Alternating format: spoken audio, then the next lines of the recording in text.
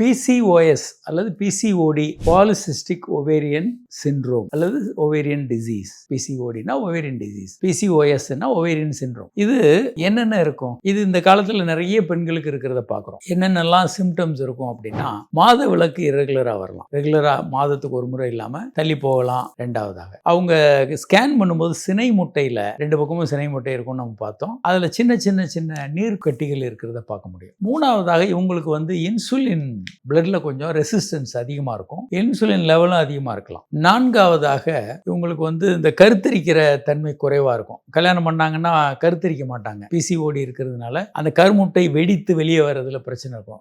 நீர் கட்டிகளாக இருக்கும். ஸோ கருமுட்டை வெடித்து பையிலிருந்து வெளியே விழுந்து கருக்குழாய்க்குள்ளே வரணும். எல்லாம் நீர் கட்டிகளாக இருந்தால் அந்த மாதிரி வெடிக்கிறதுக்கான வாய்ப்பு இல்லாமல் போயிடும். குழந்தையின்மை இருக்கும். முகத்தில் பார்க்கும்போது பல்வேறு மாற்றங்கள் தெரியும். கீழே தாடி மாதிரி இங்கே கொஞ்சம் முடிகள் இருக்கும். அரும்பு மீசை இருக்கிறது பார்க்க முடியும். இதெல்லாம் ஒரு பிசிஓடியினுடைய ஆண்ட்ரஜன் எஃபெக்ட்.